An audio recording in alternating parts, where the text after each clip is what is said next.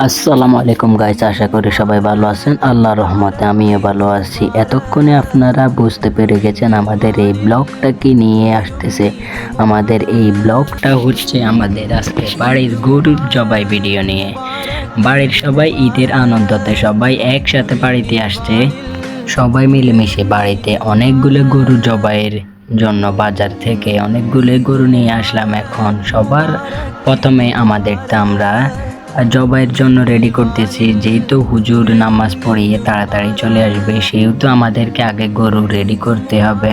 এতক্ষণে আমাদের মাঝে হুজুর চলে এসেছে, তাই জন্য আমরা আমাদের গরুটাকে বাঁধার জন্য একটু রেডি করছিলাম। সবাই মিলে এই বছর গরু জবাইয়ের উৎসবে সবাইকে স্বাগতম।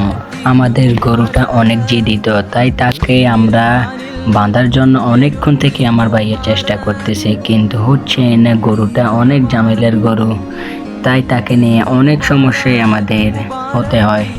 ইতিমধ্যে আমাদের গরুটা বাঁধা শেষ, এখন শুধু গরুটা ফালানির পালা। এই তো সবাই মিলে দড়ি ধরে টানাটানি করছিল, কেউ গরু ধরে কেউ ধরে না, তাই জন্য আমার ভাই একটু তাদের সাথে রাগারাগি করতেছে।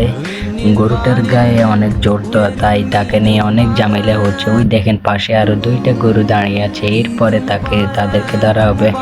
এই যে আমাদের কাজের ছেলেটা লিওন, ও এখন গরুটাকে সামলে নিচ্ছে। গরুটা ইতিমধ্যে জবা হয়ে গেলে যে আমার কাকা পাশে দিয়ে ছুরিগুলো দাঁড়াচ্ছে, গরুকে খালাসি হিসাবে খালাইবে আজকে। এখন ছোটগুলো দেখে ওই পাশে বড়টাও জবা হয়ে গেছিল। বড়টাও অনেক সুন্দর একটা গরু। তো গাইস, এখানে আমরা ভিডিওটা শেষ করলাম। সবাইকে আসসালামু আলাইকুম ওয়া রাহমাতুল্লাহি ওয়া বারাকাতুহু।